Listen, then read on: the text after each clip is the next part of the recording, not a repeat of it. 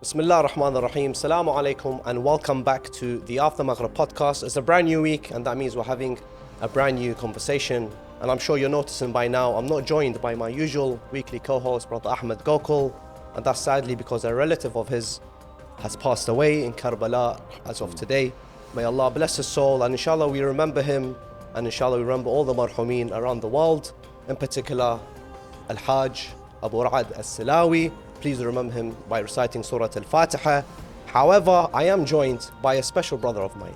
Someone who I have been, I would say, I've known for many, many years. And he always brings joy to my heart, brings a smile to my face. And that's none other than Brother Yasser Al-Hilfi. Assalamu alaikum.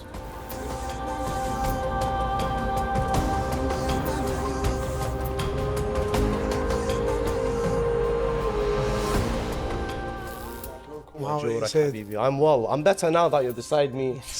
I last saw you in the majalis and I haven't seen you since. Yes, so it's good to see you once again. Very nice to see you, Sayed, as always. I'm blessed to be sitting here today, blessed to be on the podcast, and inshallah, some knowledge can be gained today. Inshallah. And if you don't know, back in season 2, we actually had Brother Yasser feature an episode of ours where we learned so much about Iblis, Shaitan, arrogance, and ego. So do tune in, inshallah. And we are joined by a special guest, someone who's very dear to us here after Maghrib, and that's His Eminence, the respected Sayed Mahdi Modarresi. Sayyidina, assalamu alaikum. Alaikum assalam wa rahmatullahi wa barakatuh to both of you. Alaikum assalam wa rahmatullah. كيف الأحوال? It's great to be back here on the podcast. I've been here a couple of times, I think. Yes. Was it just that one time? As in, you've been here numerous times, but we've only had one episode with you, and this was last Muharram.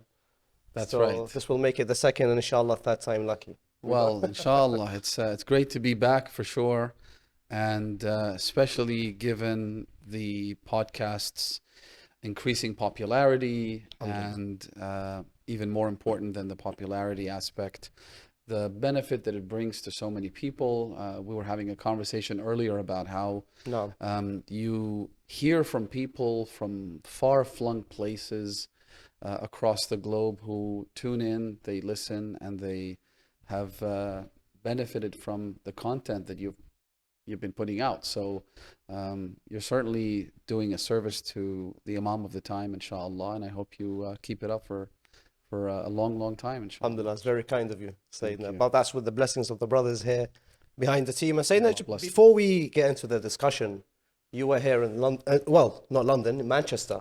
Right. Here in the United Kingdom, and you were giving 10 nights majalis up north. How are your majalis? Like, compared to other years, do you see this year different? Manchester different to London? Well, since I guess both Londoners and Mancunians will be listening to this, I have to be very careful what I say and how I draw comparisons between the two cities. No. But I must say, I really enjoy my time up north.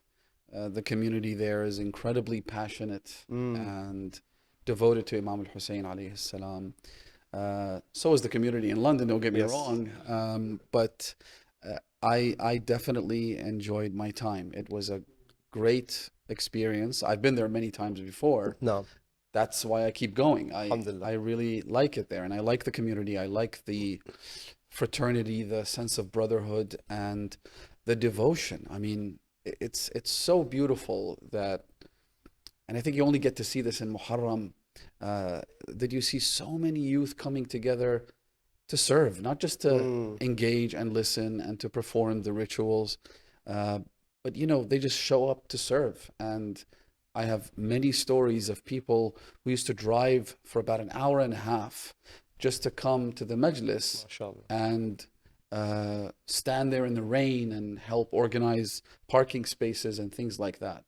And so it's very inspiring, really.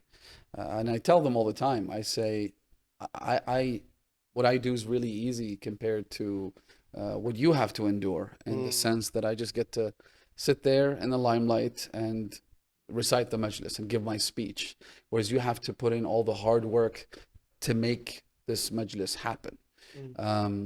So obviously you have a lot of parallels with that here in London. I think the UK in general is is a nation that has a lot of potential. When you see the youth, when you see their devotion and their sense of sincerity when it comes to serving Imam Hussain alayhi salam, I mean, the whole social fabric changes completely in Muharram, and it's something that's beautiful and gives me a lot of inspiration.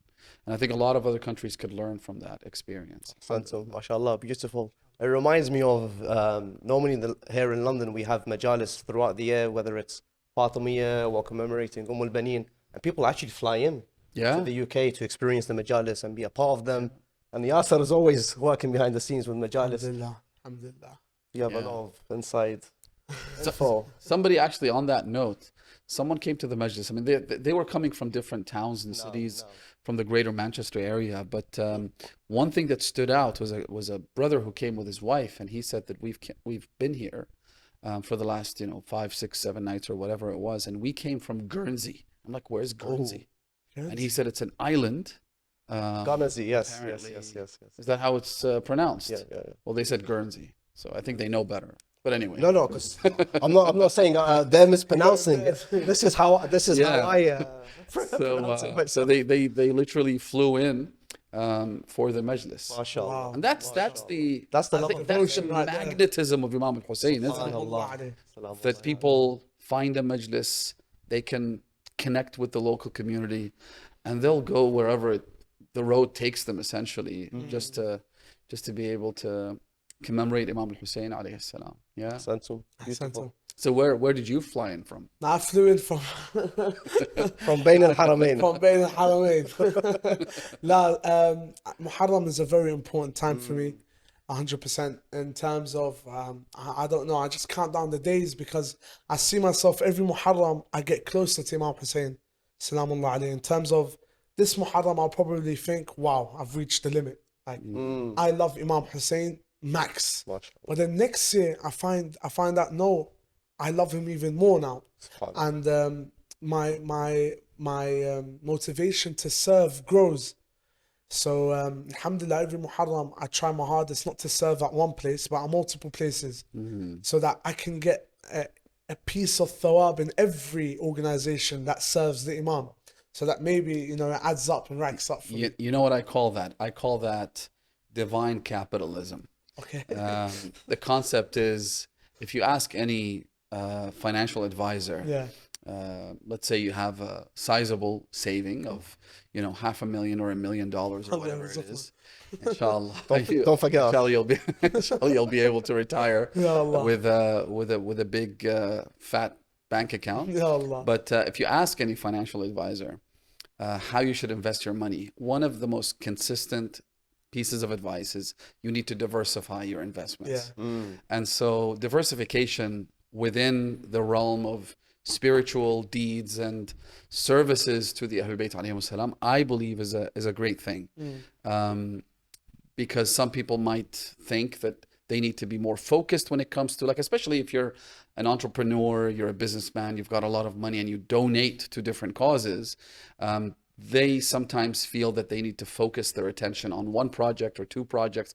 I tell them, no, diversify, because you don't know which one of those investments is going to yield the highest returns. And you don't know which of those investments is going to be accepted by Allah subhanahu wa ta'ala.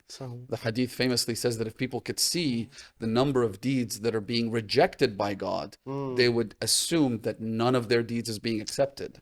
So, like, there could be small missteps or, perhaps problems with their intentions and whatever it might be. And so diversify your investments, diversify your services to Imam Hussain. I'm all for that. Ya Allah, more power to you. Inshallah, Habibi Sayyid. Yeah, so Muharram is a very, very special time for me because, like you said, the youth come together. So some people that I might not see come together and they're showing again their love to the Ahlul Bayt. And the bit that gets me is that I see a lot of people, because of Muharram and because of the speakers like yourself saying that, they might now feel the love to Imam Hussain that they once had that they lost. And now the Because fire. life got in the way, and Yeah, whatever got in this the way. rekindles the Yes. love and Yes, relationship. and I love seeing that happen because again, it motivates me to work and serve more. So that more people like these people that are coming back to Imam Hussain, coming back to the Ahlul Bayt, more of them come back and more of them are on the right path, inshallah. Inshallah, beautiful. Like what we're striving to be. Beautiful. I love it. Beautiful. I love it. Sayyidina, let's start the conversation. inshallah. Dive right in. Bismillah ar-Rahman ar-Rahim. I think let's begin here. Myself and Ahmed, we've been trying a week prior to Muharram. We said throughout the months of Muharram and Safar, we want to focus a little on the Tawhid of Imam al-Hussain alayhi salam, because we don't want the connection that we have with Imam al-Hussain as Shia as just from an emotional aspect. We want to also feel that spirituality, because Imam Hussain gave more than love and emotion for us to connect with him. And I think let me ask this question, Sayyid. We know Imam al-Hussain, when he left Medina on his journey towards Kufa, he embarked with the mission statement of wishing to reform the Sunnah, the teachings, the seerah of his grandfather Muhammad, Rasulullah sallallahu alayhi wa sallam. But part of that is the Tawheed of Allah subhanahu wa ta'ala. And as Muslims, our Usul al-Din starts with Tawheed. What was Imam al-Hussain fighting for when it comes to the Tawheed of God? What was he trying to re-establish in the Ummah of Rasulullah? I think no one simplified the crux of the mission statement of Imam al-Hussain better than he did. He was once asked what the disagreement was about between Bani Hashim and Bani Umayyah. And Imam al-Hussain put it succinctly and simply when he said, اختلفنا في الله. Our disagreement is over God. Then he elaborated a little bit more. He said, قالوا كذب الله وقلنا صدق الله.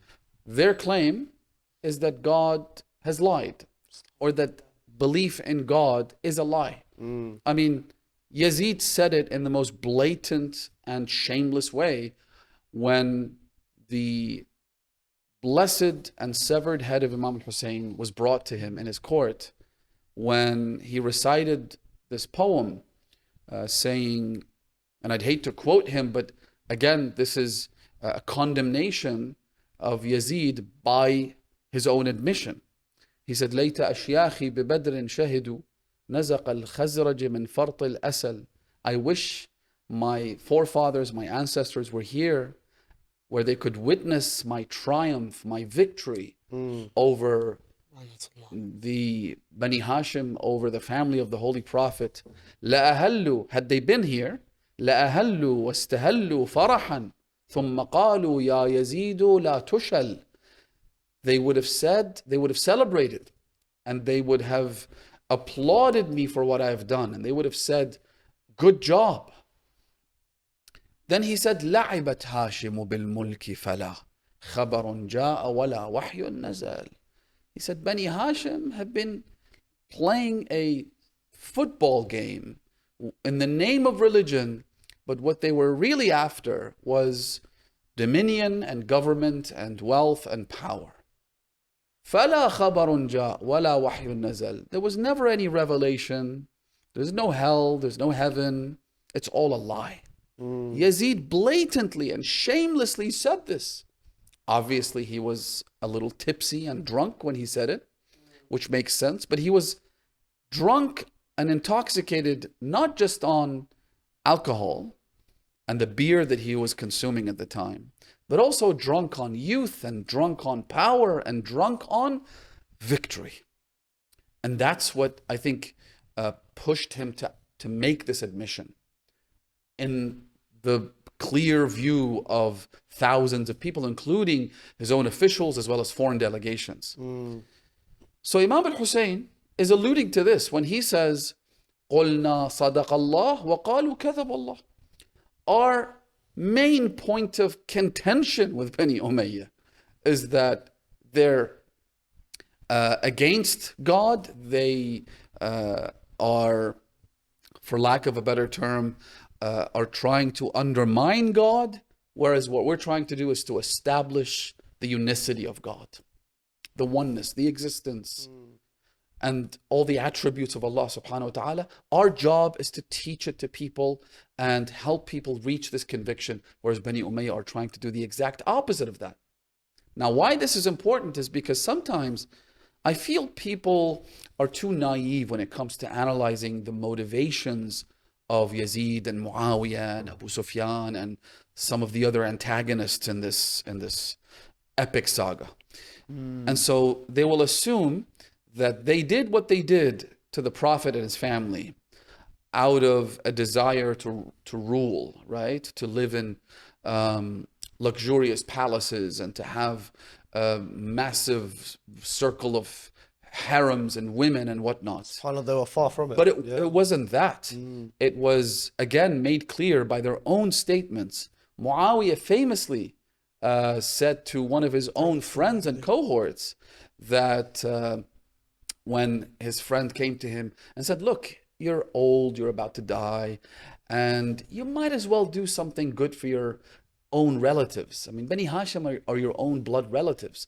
Your ancestry comes together at some point in the family tree. So maybe you could help them out, maybe loosen the grip a little bit and stop putting so much pressure on them, stop persecuting them, so that people then say that Muawiyah was generous, he was good to his own kin. And Muawiyah said, listen, people will never remember me for that. And then he mentioned the first two caliphs. He said the first one died, no one remembers him. No one cares about him anymore. The second one died, no one remembers him. The third one died, no one remembers him. He said, I will not settle for anything less than bringing down this name. And as he was speaking, the adhan was being recited, and the mu'adhin said, Ashhadu anna Muhammadan Rasulullah sallallahu alayhi wa sallam. So Muawiyah insulted the Holy Prophet. I don't want to mention the expression that he used, but he insulted the Holy Messenger and said that his name is still being read out from the minarets. La wallah illa dafnan dafna. I will not rest until I bury that name. And so they were resentful towards God. They were resentful towards the Holy Messenger.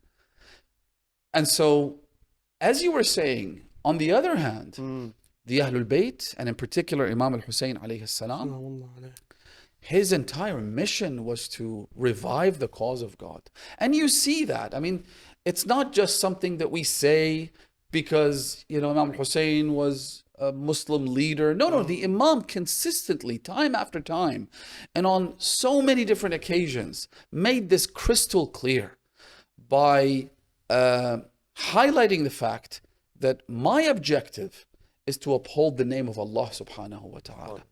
Obviously, and we'll get to that later on, but to reach Allah subhanahu wa ta'ala, you need to do so through the right set of leaders, right? And Imam al-Hussein was one of them. But his intention was to please Allah. I mean, why else would Imam al-Hussein, at the very apex and zenith of tragedy, as he's holding his 6-month-old infant, who was slaughtered from ear to ear, from the jugular vein to the jugular vein, and the Imam at that point, when any person would have lost it, any person would have fainted, perhaps would have died at the severity of the tragedy. And yet Imam al-Hussein says, هَوَّنَ مَا نَزَلَ بِي أَنَّهُ بِعَيْنِ اللَّهِ. What makes this bearable for me, barely bearable, is that God is watching. It's about Allah subhanahu wa ta'ala. Even when Imam al-Hussein, and there are so many examples of this, but we obviously are restricted in terms of time. But when Imam al-Hussein is asked why he doesn't just give his pledge of allegiance, save his life and the life of his family and friends and children and so on, what does the Imam respond with? He says, Yazid is an impious, vicious, tyrannical, despotic animal, وَمِثْلِي لَا يُبَايُعَ مِثْلَهُ, and someone who is like Hussein.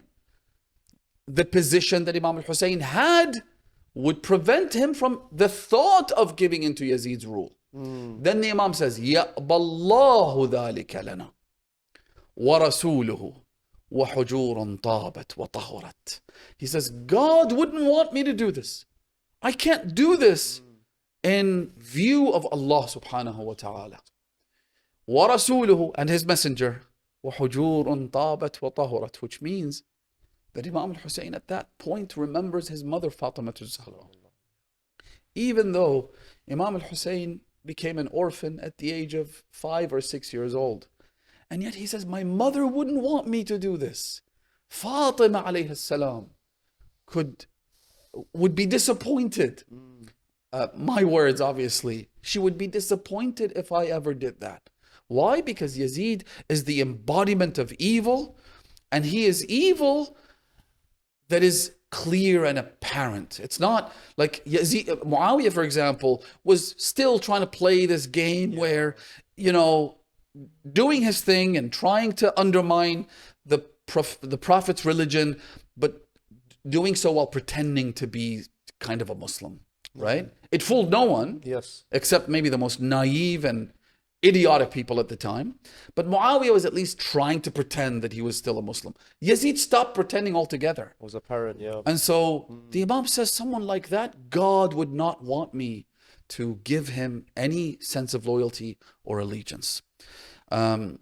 Also, and I think this is perhaps less discussed from the pulpit, or something that needs to be studied and analyzed by individuals after Muharram, because we always talk about how after Ashura, how can we maintain a consistent connection to Imam Hussain alayhi salam? This is my advice to people who want to do that. The du'as of Imam Hussain on the day of Ashura, the prayers, the supplications. Imam Hussain recites a few supplications. Again, remember, put all of this into context. Imam Hussain is in the middle of the fiercest battle, perhaps in all of human history, where you have 30,000 people armed to the teeth and only about 100 or so fighters in the camp of Imam Hussain. In the midst of the chaos, Imam Hussain takes time out to pray to God. And I'm not just talking about the obligatory prayers, salat, I'm talking about du'as. For example, I'll read a couple of passages very quickly. Please. Imam al-Hussein recites this dua where he says, Allahumma anta, this is at the very beginning of the battle, when the enemy shoots the first arrow. Umar ibn Sa'd, may Allah's eternal damnations be upon him. Imam al-Hussein had many opportunities, as you know, to wage the battle, to be the first to launch the attack, and thus gain the advantage of being the first to ambush the enemy. But he refused to do that. And on multiple occasions, his companions would say, should we fight? After they'd insult the Imam, for example, and the Imam would say, Inni akrahu an abda'ahum biqital. I would hate to be the one to initiate the attack. Allahu Akbar. Talk about the ethics of warfare. Talk about the epitome of virtue. Imam al-Hussein is unparalleled and indescribable in this sense. Then they shoot the first arrow. Umar ibn Sa'd looked at his people and he says to them, Ishhadu li 'inda al-amir fa inni awwalu man rama. Bear witness, tell the commander, meaning Ubaydullah ibn Ziyad or Yazid, that I was the first to shoot the arrow. After which, arrows began coming down like rain, to the point that the authors of the passion narrative of Imam al-Hussein, known as the Maqtal, they all say that when that first wave came, no one was spared. Every single person was injured. Every single tent that the women and children were staying in was ripped and torn. At that point, Imam al-Hussein recites a prayer, and he says the following: Allahumma anta thiqati fi kulli karb. Allah, oh Allah, you are my trust in every affliction. Wa raja'i fi kulli shiddah. And you are the one I turn to at times of adversity and difficulty. وَأَنْتَ لِي فِي كُلِّ أَمْرٍ نَزَلَ بِي ثِقَةٌ وَعُدَّةٌ. How beautiful are these words. I challenge anyone from any faith tradition, from any religion, to bring me any supplication that is as beautiful, as emotive, as inspirational as this, which was recited in the middle of the battlefield. Unmatched. The Imam improvised it. If this is not divine revelation, I don't know what is. وأنت لي في كل أمر نزل بي ثقة وعدة. And in every affair that touches me, that hurts me, ثقة وعدة, I rely on you and I depend on you. كم من هم يضعف فيه الفؤاد. How many a tribulation where the heart is weakened, وتقل فيه الحيلة, and I have no choice, I have no recourse, no way out. ويخذل فيه الصديق, and even your closest friends abandon you. ويشمت فيه العدو, and your enemies rejoice at the lack of support that you have. أنزلته بك وشكوته إليك, but when I complain about it to you and I put it right there in front of you so that I could seek your help, رغبة مني إليك عمن سواك, when I neglect all others and I turn to you exclusively and not other people, ففرجته وكشفته. How many times the Imam is reminding us of the times when we've lost all hope and we've had, absolute despair and hopelessness, and Allah subhanahu wa ta'ala steps in and intervenes. He says, you helped me when no one else would. فأنت ولي كل نعمة. You are the one who gives every blessing.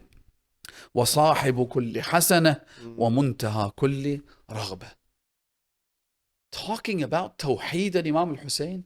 This is the peak of Tawhid. This is Imam Hussain reminding us that his entire mission was about Allah subhanahu wa ta'ala and his pleasure. So this is at the beginning of the battle. Then at the very last moments of the blessed life of Imam al-Hussain, the Imam recites another dua.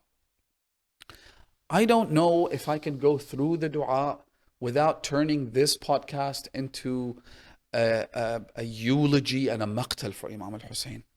Because the dua itself alludes to things that the Imam had to face, but I feel this is not the right time or place. I will just take an excerpt from the very beginning of the dua.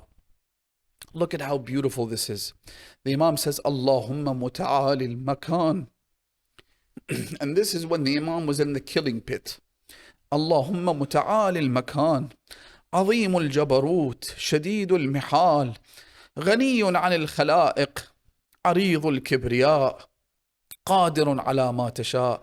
He says, oh Allah, exalted in position, great in dominion, severe in punishment, independent of the creation, majestic in grandeur, able to do whatever you will, near in mercy, true in promise, abundant in blessings, good in trials, near when called upon, encompassing when you have created.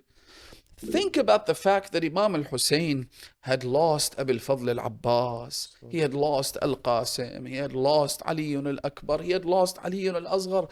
He has faced what no one had faced and will ever face until the day of judgment. And this is how he speaks to God. He says, you are good in your trials. In other words, whatever you do, I'm happy with. This is the ultimate pleasure that is resting on the pleasure of Allah subhanahu wa ta'ala. Ar-ridha bil-qada'i wal-qadar. Whatever you want from me, I am happy with, I am pleased with.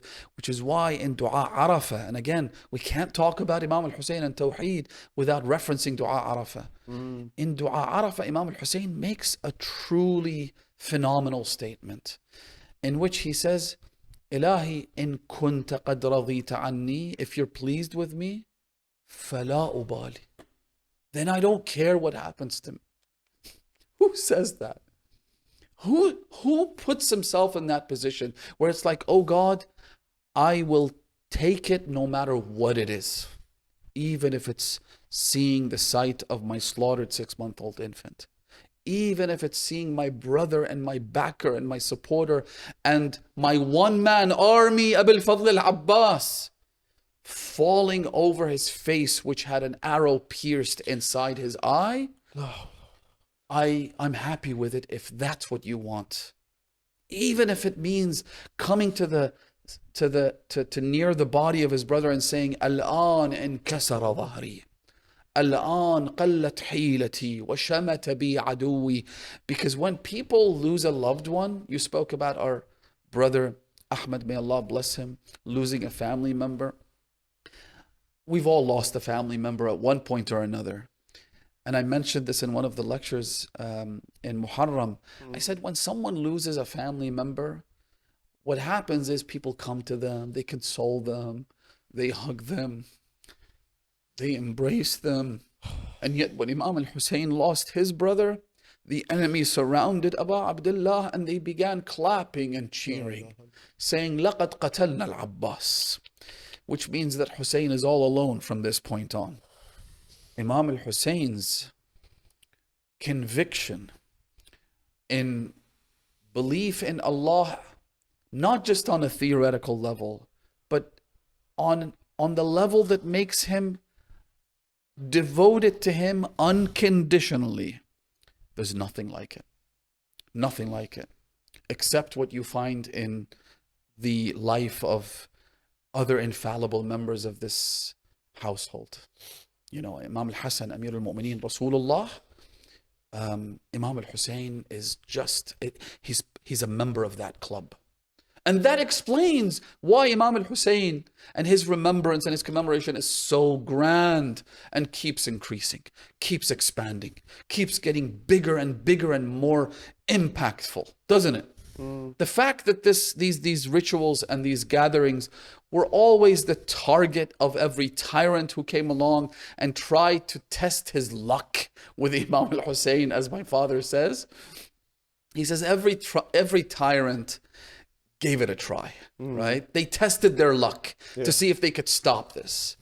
And it's like someone who goes out in broad daylight, looks at the sun up in the sky, and thinks with himself that maybe I can blow out the sun with my mouth, right? It's futile, it's pointless, but they will test their luck nevertheless. And Imam al-Hussein simply crushes them. Civilizations rise and fall, countries, nations, you name it. The name of Hussein endures. The remembrance of Hussein is here to stay. Why? Because Imam al-Hussein did everything that he did for Allah, and Allah subhanahu wa ta'ala is playing his part as the creator of the universe, making sure that Imam Hussein's name continues to exude life. Not just the name continues to exist, but that it vibrates and pulsates with life. As we say in the ziyarah of Abu Abdullah al-Hussein, Ashhadu annaka qutilt walam tamut.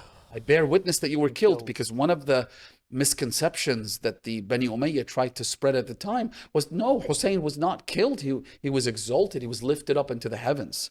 So in the ziyarah, the Imam tells us, let's not be fooled by their little games and propaganda. Ashhadu annaka qutilt. I bear witness that you were killed. Walam tamut. But you didn't die. Bal bi raja'i hayatika hayyat qulubu shi'atik. SubhanAllah. Rather, not only were you not, you didn't die, not only that, but it's because of our loose connections to you. Raja means the shoreline. Like we stand at the shoreline of the ocean of Imam al-Hussein, the endless, expansive ocean of Imam al-Hussein. By virtue of standing at that shoreline, hayyat qulubu shi'atik. The hearts of your followers have been kept alive. Imam al-Hussein did what he did for Allah. Look at what Allah has done for him. SubhanAllah. Imam al-Hussein alayhi salam, a universe in himself. And Sayyidina, you took us to Karbala, you took us to the 10th of Muharram, to Ashura, and I wish you continued. I didn't want it to end.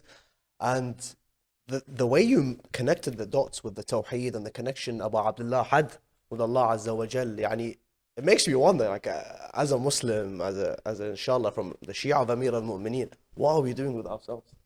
Honestly, like, if we see the connection Imam al-Hussein had with God, if we lack any connection or any, I don't want to say anyone lacks a connection with Allah subhanahu wa ta'ala, but if we love Imam al-Hussein, how can we not love Allah? And look how Imam al-Hussein, he gave everything, the good, the bad, the ugly, it was all for Allah. We see it as bad, but to him it was the best thing because Allah wanted it. On that note, let me give you an example. Okay. Subhanallah. A true Shia of Imam al-Hussein will follow in his footsteps. You can't love Imam al-Hussein and then take your prayers lightly. Yeah. I mean, Imam al-Hussein never asked the enemy for any quote-unquote favors except on 2 occasions. Once, when he pleaded with them to give water to his 6-month-old infant.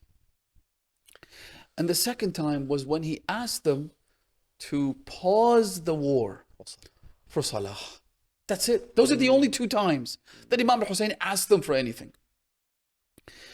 In the heat of the battle, Abu Thumamat al-Sa'idi says to Imam al-Hussein, and these words, oh my God, how inspirational they are. He said to him, Ya Aba Abdullah, inna ha'ula'i al-qawm. The way I see it is that they are intent on killing you. Wa wallah, I swear to God, they will not get near you while there is blood coursing through my vein. And I will make sure I defend you until I die right before your 2 eyes. This is how he starts the conversation. Then he says, however, before I die, I wish to pray one more time behind you. And I think that the time of prayer has approached, and that's what Imam al-Hussein looks up and he says, Innahu waqtuha, this is the time of prayer. Ja'alaka Allah min al-musallin.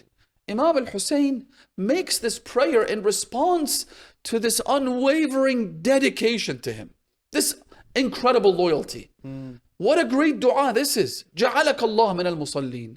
So that's when they began to pray. Imam al-Hussein prayed what's called Salatul Khawf, which is when you are in grave danger, even if you're not traveling, you get to pray like someone who is traveling. So instead of 4 units, Qasr. You pray qasr essentially.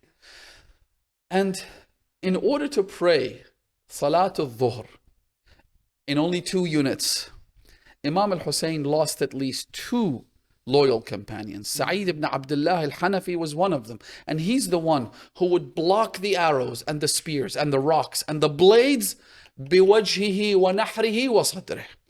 He would do so not with a shield, even though they probably had shields, not with his hands, but rather with his face and his neck and his chest. Because when you're following the trajectory of an arrow, for you to then extend your hand and block the arrow with your hand might take an extra fraction of a second and you might miss. So instead, you track the trajectory of the arrow with your eyes and you use your face to block it.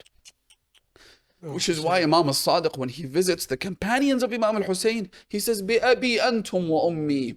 One explanation that some of the ulama provide as to why Imam al-Sadiq would say, may my parents, including Imam al-Kadhim, Imam al-Baqir alayhi salam, be ransomed for you, is that they were so close to Imam al-Hussein. Their orbit around the son of Hussein was so intense that they became one and the same. It's like Imam al-Sadiq is addressing Imam al-Hussein himself, right? It's like when they've melted in the fire of Imam al-Hussein alayhi salam. So a Shia of Imam al-Hussein cannot possibly take God lightly, cannot possibly take prayers and worship lightly. You know, I'll mention this, which I think is probably something people haven't heard before. Ibn Ziyad sent spies when he came to Kufa, and he tried to establish his control over the city. He only came with a handful of soldiers, subhanallah. Had people not abandoned Imam al-Hussein and deserted Muslim ibn Aqil, they could have easily overrun Ibn Ziyad and his small army that came. There were a couple of dozen. But one of the things he did after that was that he sent spies to try and identify the Shia of Imam al-Hussein. Guess what were the signs that he gave to his spies to identify a Shia from a non-Shia? Take a wild guess. If they prayed on time. Prayers. Prayers. He said, go to the mosque, see who's praying more than others. Yani all the Muslims were not praying at that time. So he said, no, they probably prayed, but they took their prayers lightly. Yeah. So the sign of a Shia was how they prayed, whether it was on time or not, how many nawafil they performed. And so this spy says, he says, I went to Masjid al-Kufa and I looked around and I noticed one person whose prayers stood out. So I went and I sat next to him and I said to him, I would like to join Imam al-Hussein. And I'm looking for people who are like-minded and so on. It turns out that person was Muslim ibn Awsaj. Salamullahi alayhi. In other words, the sign of a Shia was how seriously they took their salat. So Sayyid, how you're making me think is that people my age, younger than me, I see them in the mosque in Muharram, that they're so, I don't know how to say it, but they want to go to the majalis so badly, and they want to sit in the lecture so badly, and they want to do latum so badly. But the second it's time for salah, all right, it's time to go outside. All right, it's time to chill with my friends. All right, it's time to have a chat. So how does it work that even though they're in the lecture and they're listening to the stories of Al-Hussein Salamullah alayhi, or in the latum where they're mourning over Al-Hussein Salamullah alayhi, they overlook that what he was doing is trying to get us closer and remind us of the oneness of Allah? How do you advise these people? What I say to them is, I would whisper gently into their ears and say, my brother, my sister, my son, my daughter, the reason you've come to this majlis is to connect with Imam al-Hussein on a deep, visceral, and emotional level, which is an absolute prerequisite to being religious, right? To truly turn towards Allah subhanahu wa ta'ala, you need to turn to Imam al-Hussein. In fact, Imam al-Hussein himself makes an incredible proclamation in one hadith where he says, إِنَّمَا خَلَقَ اللَّهُ الْعِبَادِ لِيَعْرِفُوهُ. We know Allah subhanahu wa ta'ala in the Quran explains the reason for creation by saying, وَمَا خَلَقْتُ الْجِنَّ وَالْإِنسَ إِلَّا لِيَعْبُدُونَ. I have not created the all sentient, living creatures except to worship me, both humans as well as the jinn. Imam al-Hussein elaborates on that. He says, worshipping God is the ultimate objective. However, there's a prerequisite to worshipping God. He says the terms and conditions. And he says the first one is to get to know Allah. لِيَعْرِفُوهُ. He says that once they get to know Him, فَإِنَّهُمْ إِذَا عَرَفُوهُ عَبَدُوهُ. When you get to know Allah, His mercy, His kindness, His compassion, the fact that He created me from nothing and He's given me everything that I have, then you will turn to Allah and feel this sense of servitude and humility and nothingness compared to Him. And that makes you turn towards Him and worship Him. فَإِذَا عَبَدُوهُ. There is something that happens that's truly magical. After they get to know Allah, then reach the next station, which is to worship Allah, something happens after that. He says, فَإِنَّهُمْ إِذَا عَبَدُوهُ اسْتَغْنَوْا بِعِبَادَتِهِ عَنْ عِبَادَةِ مَنْ سِوَاهُ. When they worship Allah, they will be sufficed from worshiping anyone other than Allah. And what this tells us is that people always worship something. Everybody. Even if it's an atheist who says, I don't believe in God, they will worship something. Either it's money or status. That's true. Or fame, or people's respect, or career, or the size of their income or their home or their car. They always worship something. In other words, they're devoted to something. Yeah. They spend their time and their energy and their money and focused. their thoughts and everything is devoted to something. Yes. Imam Hussain says, once they devote all that to Allah subhanahu wa ta'ala, who is the source of everything we have, who's the creator of the universe, then they will feel no need to devote themselves to anything else. If you worship Allah and somehow you get into this situation where you have to commit a sin, you will prioritize Allah. You will say that I am devoted to God, and God says don't do this, right? Yes. And so I don't care about whether my boss is going to like it or not. I don't care if my wife likes it or not. I will do what I'm supposed to do in accordance with my devotion to Allah subhanahu wa ta'ala. Listen to this.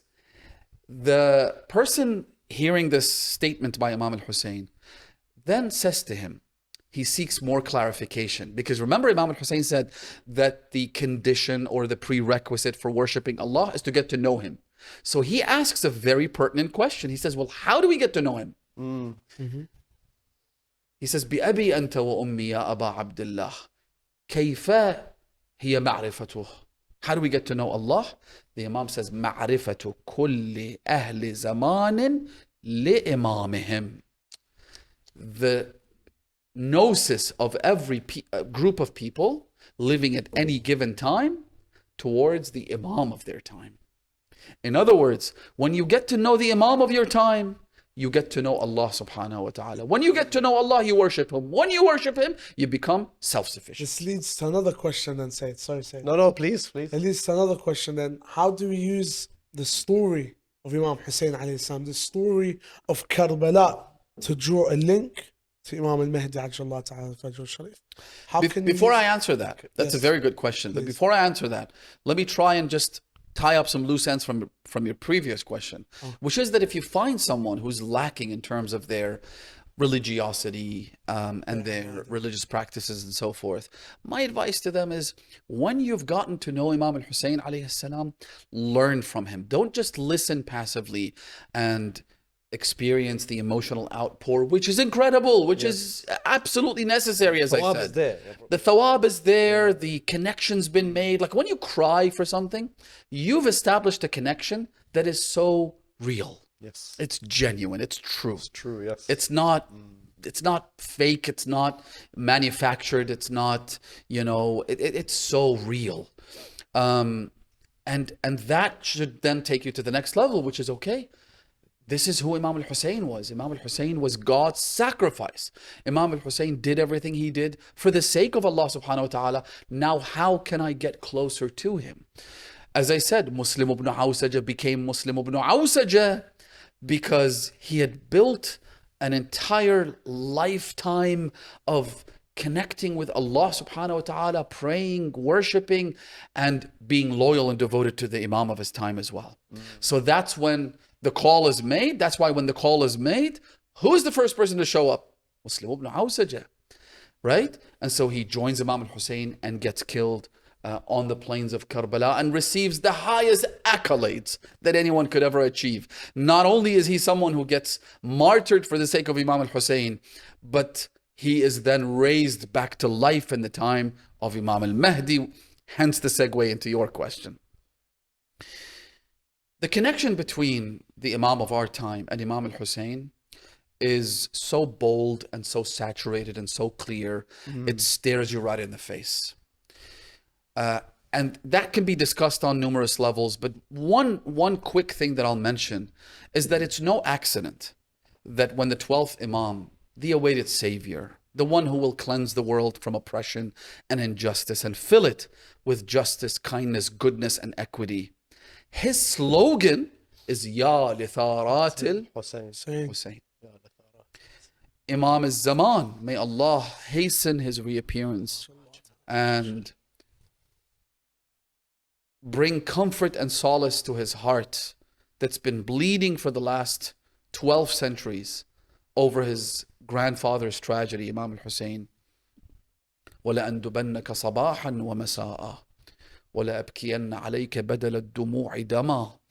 Our Imam says that I will since I had not been given the chance to support you and to defend you and to prevent your enemy from hurting you in Karbala, I will therefore cry for you day and night. And I will shed not just tears, but blood out of my eyes. As I said, the connection is incredibly clear. The Imam of the time comes back in order to restore justice for the oppression that Imam Hussain had to endure. And that is an incredible thing, because think about it. We live in the time of the occultation, which means that we stand a chance at being part of that mission. That it's possible if we do the right thing, if we live by the pleasure of the Imam of the time and try to connect with him. It means that there is a potential, at the very least, that you and I and the audience and everyone listening to this, we get to be a part of that mission, which is, I mean, more than we could ever ask for. That we could somehow participate in avenging the blood of Imam al-Hussein, in restoring justice for him, and in pleasing him at the same time. Ahsantum Sayyidina. I want to ask a question. You know, here we're speaking about the Tawhid of Imam al-Hussein.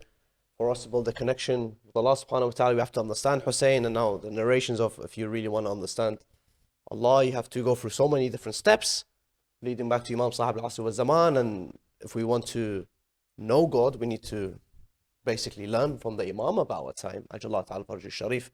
Which leads me here, Sayyidina, is that I think myself and a lot of brothers I know, and we've had many conversations like this between my own circles, is that we all want to know haqq, we all want to pursue knowledge, we all want to be on the path that's right, the path that's true, a path that pleases the Imam of our time, a path that Allah subhanahu wa ta'ala wants from us. But I think, especially now, given the rise of, I would say, social media, as well as it's become easy for anyone to come out and say, this is what the Imam of our time wants from you, this is what Allah subhanahu wa ta'ala wants from you, this is the Islamic history, these are the ahkam of Allah. Like, it gets confusing to a stage to us saying we don't know who to turn to. Because we look up to people and we trust them with this responsibility to teach us this ilm, or to allow us to pursue this knowledge and gain from them. It's like a two-way street. And then sometimes we may turn around and we see someone else in the same field saying something completely different, something completely opposite. Now, as a Shi'i, as a Muslim, there's an obligation for us to pursue knowledge. How do we gain true knowledge? Who do we look up to? Where do we go? Is there any like traits, characteristics, or something we find from a scholar that can help us and aid us in the pursuit of knowledge? That's a very important question, and I think it represents one of the biggest challenges, as you said, in this day and age, where with the rise of social media, you can literally be a little tech savvy is really all it takes. Everyone's so that you can, exactly, and you can have plenty of followers and people who listen to what you have to say. Well, I think we can address this in different levels. The first one is kind of common sense, but perhaps a little easier said than done.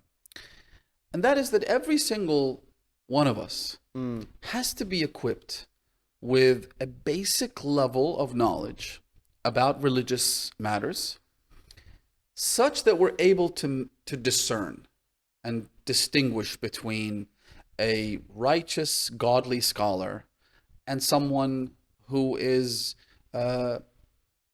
lacking in their knowledge. Okay. And that's me being really generous. I mean, because you have godly scholars, and then at the opposite end of the extreme, or the opposite pole, you have downright imposters, and they've been around since time immemorial. Imposters have existed during the first phase of the occultation, the minor occultation, the the first minor occultation of the Imam, there were imposters around, people who claimed to be connected to the Imam and who claimed to have a lot of knowledge. And in fact, they did have a lot of knowledge. There was one person in particular who had a book very similar to what we find in the Risala of our contemporary Maraja. So it's like a legal manual of do's and don'ts and whatnot. And this book, a copy of it, a handwritten copy of it, existed in the homes of pretty much every Shia. This guy turned out to be an imposter, right? And he essentially went against the emissary of his time, who was Al-Hussain ibn Ruh. And suddenly you can imagine the mass hysteria and the confusion. Chaos. Like, we used to refer to this guy when it comes to religious matters, and now all of a sudden he's an imposter. So imposters have existed. And Sheikh At-Tusi in his Ghaiba, he actually lists all those early imposters and what they said and what they did and how the Shia responded to them as a community, and the scholars as well. So this is nothing new. It's existed, and we have to grapple with this for the foreseeable future, at the very least, until things kind of sort themselves out. So how am I able to then distinguish between a righteous scholar and an imposter? Requires a basic level of knowledge on my part. So just before you continue, I don't want to interject, but when you say righteous scholar and imposter, is there no one in between? Like maybe no, there is. Okay. There is, exactly. But I mean, that's what I said early on. I said you have people who are overly confident and articulate, and they're able to speak, and they're not camera shy. They just don't have the knowledge, right? And maybe their intentions are, I mean, I guess you could say their intentions might be pure, right? They're not actively trying to misguide and deviate people, but they just lack the credentials, right? Got you. You have a doctor who lacks the academic credentials of being a doctor, who's not out there trying to, disembowel his patients or abuse them physically or anything like this. He's probably in it for the money, or he's in it because he's out of a job, or whatever the case might be. So you have imposters at one polar opposite, then you have the righteous scholars, and then you have everyone in between. No. And so point number one, to try and make this as succinct as possible, you need to be able to make that distinction. And the way you arrive at the ability to make the distinction is that you need to be well aware religiously. And that means you don't just feel content with listening to lectures every Muharram. You don't feel content by reading a couple of books here and there, because the sad reality is that most people are like that. That should be the minimum. It should be the absolute bare bones minimum, but that minimum is no longer enough. It's not sufficient anymore. I recently published my latest book called Why I Am a Shia. And in the introduction, I tell the story of an encounter I had with a friend of mine who used to come to my lectures. And I literally, the inspiration for the book came about because of this encounter. And I said to him, do you know why you're a Shia? And he said, I have no clue. I'm a Shia because my parents were Shia. And obviously I kind of, it resonates with me, the message and all that. It's a beautiful religion. I said, well, that's not enough. You need to have at least like 3 verses from the Quran that support our case for the succession of Amir al-Mu'mineen, which is what makes us Shia, right? We are Shia of Ali ibn Abi Talib.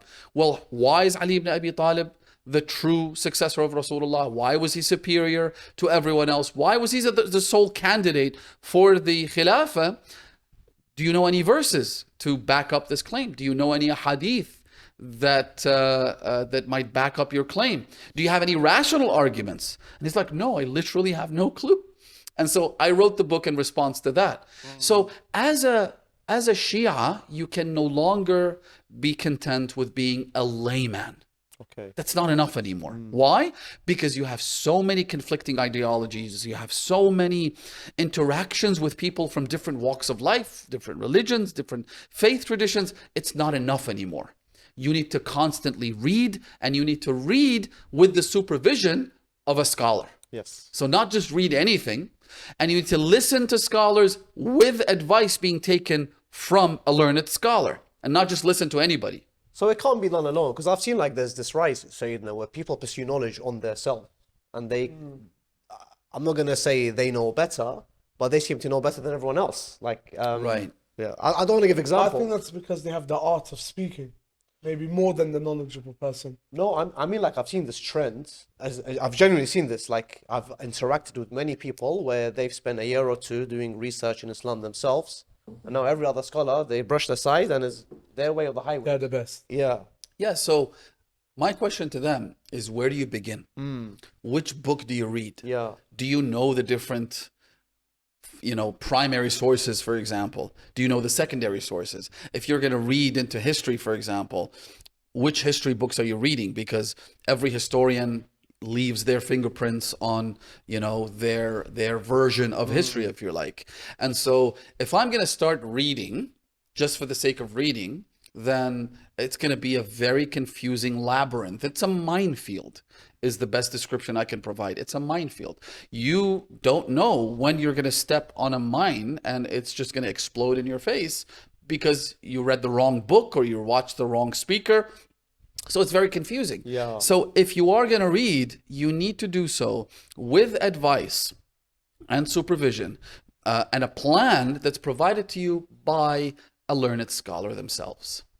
Okay? Yes. So, and I'm not even saying that you should go to the Hawza and study, even though that's absolutely necessary right now. We definitely don't have enough people doing this. I've always said that I and people like me are a dying breed, unfortunately. And it's a tragic reality that I think, we have to be honest about this, that there are less and less people doing what we do who have the right qualifications and credentials, who have spent a considerable amount of time in classical institutions like the Hawza.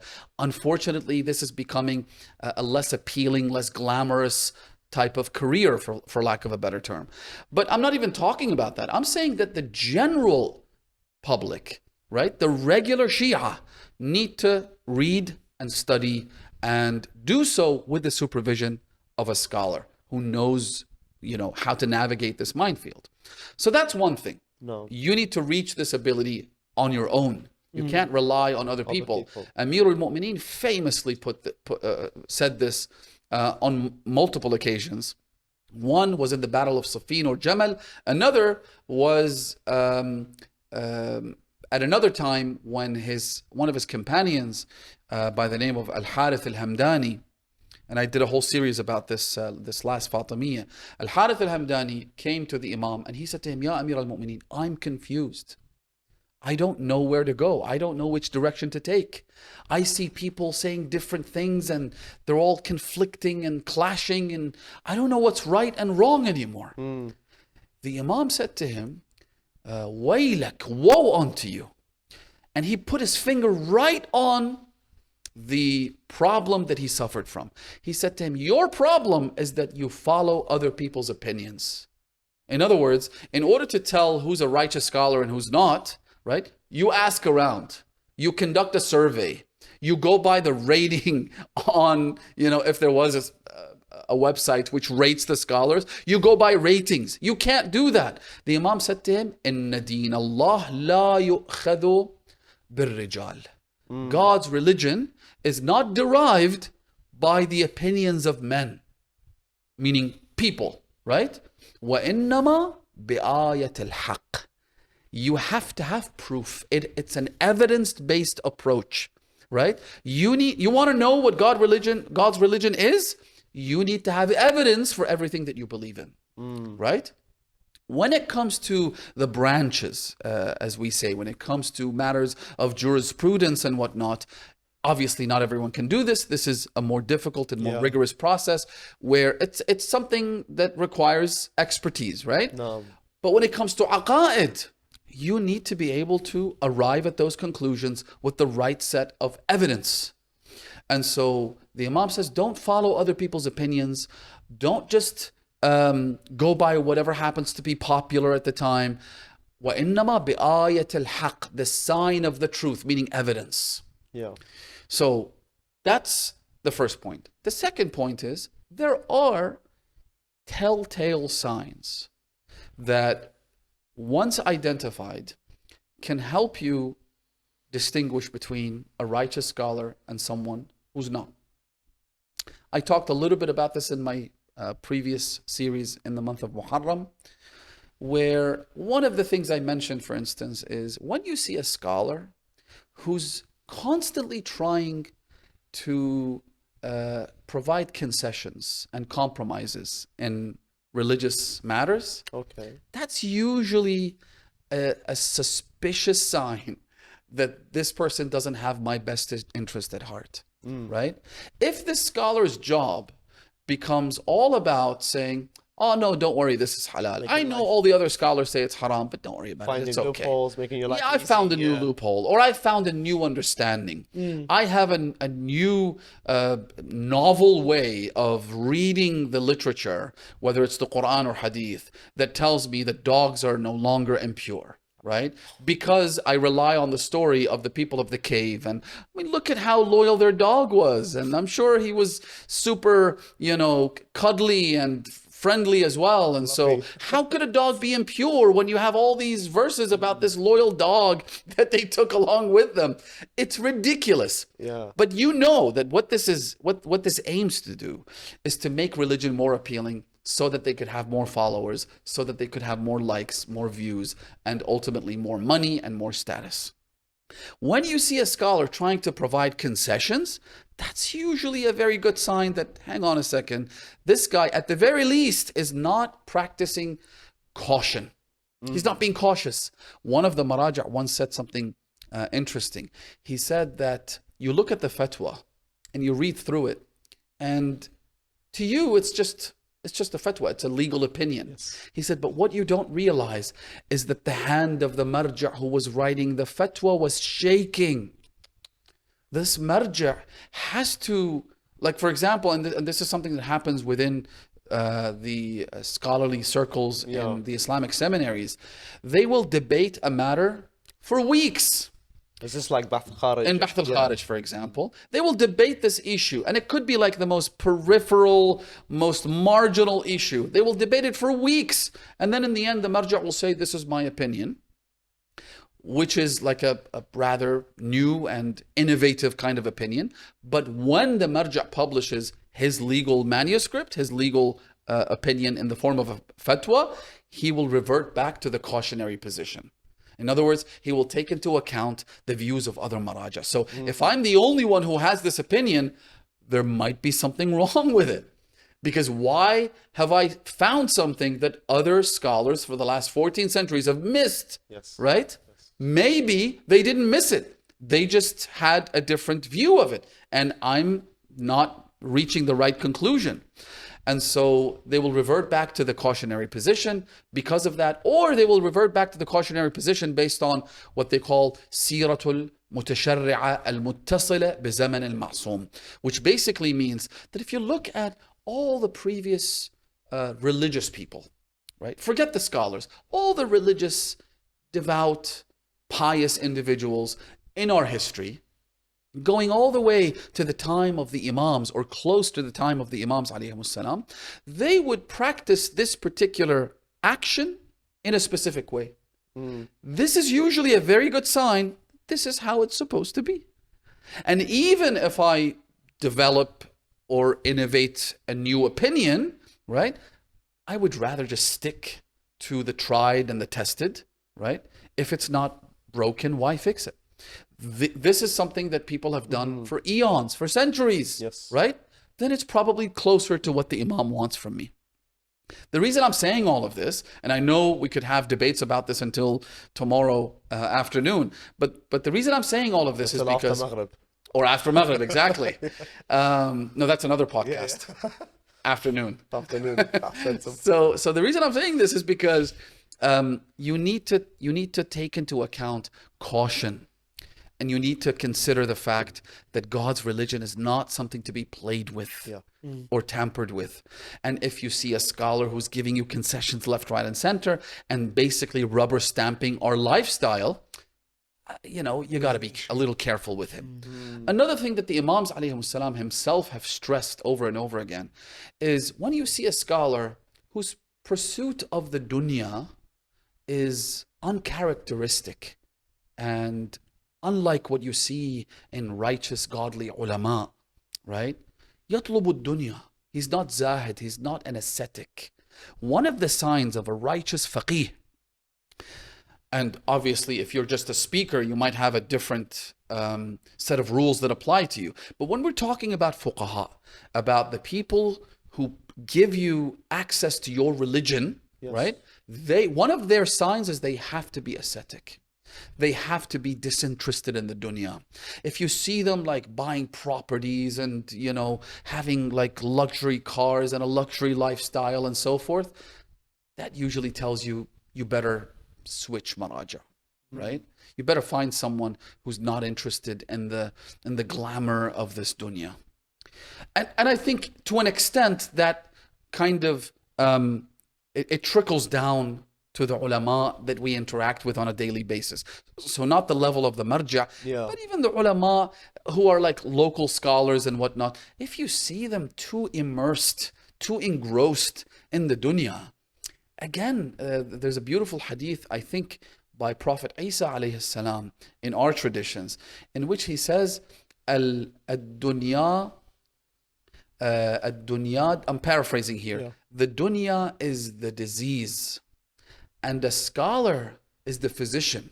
So if you see the physician seeking the disease, that tells you there's something wrong with this picture. Of course, right? Again, there's nothing wrong in living a life of relative comfort. But if you see this insatiable desire, right? Something's wrong. Then there's something wrong. Ahsantum. Ahsantum Sayyid. I kind of have a question that I want to divert from where we are now. Sure. Which is divert away. Which is Imam Hussain alayhi salam's story, of course, Salamullah alayhi, guides us, and we try to take from it to get closer to Allah subhanahu wa ta'ala. But you said towards the start that his whole mission was Allah subhanahu wa ta'ala, the oneness of Allah, and to revive this thought in the hearts of all the people that call themselves Muslims. So after the calamity that befell Imam Hussain alayhi salam, and after the day of Ashura, this now responsibility went to Imam Sajjad alayhi salam. If you don't mind, Sayyid, and maybe my question isn't right, I don't know, is that how can we take now from Don't worry, ask the question, we could always cut it out. Can always be edited. How can we take from Imam Sajjad alayhi salam, from Sayyidah Zainab salamullah alayha, that both saw what happened right before their eyes, what happened to their father, but knew of the mission? How can we now take from them that they just saw what happened to their father and knew that we can't let it end here? That now it's up to us, it's now up to Imam Sajjad alayhi salam to make sure that mission, that message keeps getting said and keeps getting remembered in the hearts of all these Muslims, that it never dies like it did before, and that the message and everything that happened to Imam Hussain alayhi salam doesn't go to waste. Love it. How can we learn from them? Beautiful. I did say that Imam Hussein's mission and ultimate objective was to please Allah subhanahu wa ta'ala. And there's no doubt about that whatsoever. However, the more immediate mission of Imam al-Hussein was to establish divine rule.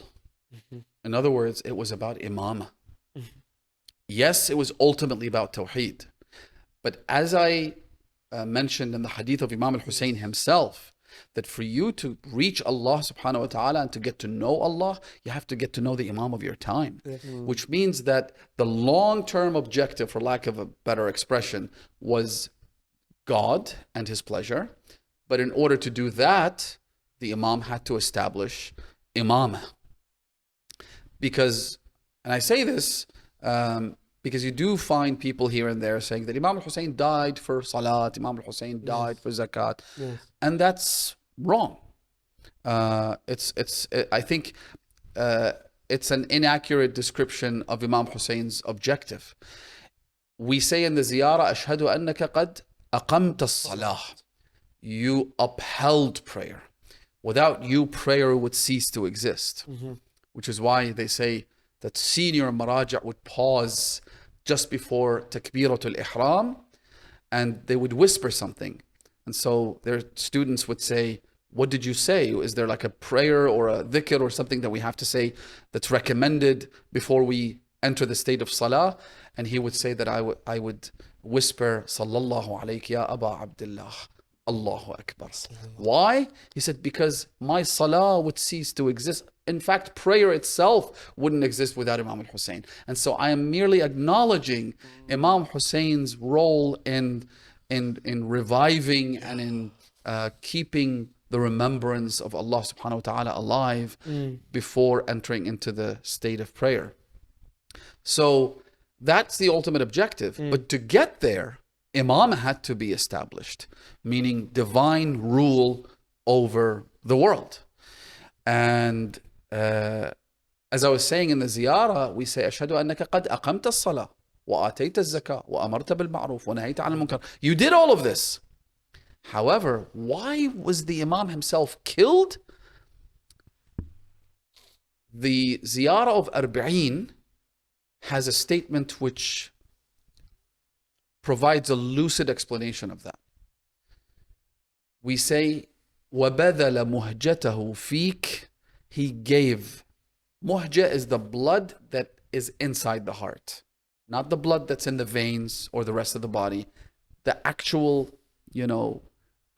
essence of an individual is called muhja. وَبَذَلَ مُهْجَتَهُ فِيك. He gave the blood that's inside his heart, which could be a reference to the three-pronged arrow as well. Why? لِيَسْتَنْقِذَ عِبَادَكَ مِنَ الْجَهَالَةِ وَحَيْرَةِ الضَّلَالَةِ. So as to salvage your servants from deviation and the confusion of ignorance. That's why the Imam did what he did. Now, you come to the time of Imam Zayn al-Abidin. Imam Zayn al-Abidin didn't do what his father did. And this is, I think, a very eye-opening point that many people could benefit from. People who feel that Imam al-Hussein's mission was to topple the government of Yazid, was to rise up against oppression. No, it was not. Because if that was the case, then Imam Zayn al-Abidin would have followed in his father's footsteps. And he did not.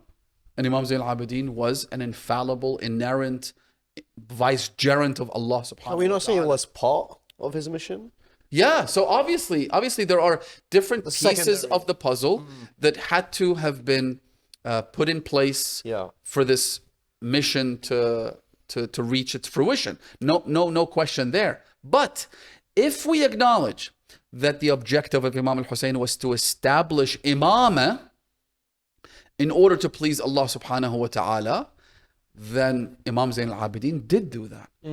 But if we say that his objective was to topple Yazid, Imam Zayn al-Abidin lived in the time of Yazid, that same tyrant, for the next 3 years. That's true. Right? Yeah. And the Imam, for lack of a better term, didn't even lift a finger. Not only did he not go and fight Yazid, the Imam left Medina. He left Medina. He was living outside in the desert in an encampment. Right? When Yazid sent his army to rampage through the holy city of Medina and to massacre people and to desecrate the city, Imam Zayn al-Abidin was outside. He didn't do anything. Which tells you that if the objective is to establish imamah and to guide people, He did it. the tools could be different in different times. Yeah. In the time of Imam al-Hussein, it had to be to wage war. It had to be to go and fight. A war of resistance, but a war nonetheless. In the time of Imam Zayn al-Abidin, the tools were different, but the guidance was still the same. Yeah. This time, it was through dua. It was through training slaves who were bought and then freed, right? It was in disciplining a number of individuals who became close companions of Imam Zayn al-Abidin, who would then go on to recruit other people, if you like. But the objective and the plan was exactly the same. The tools were different. How do we do that? By simply asking this question. and I've said this in multiple places.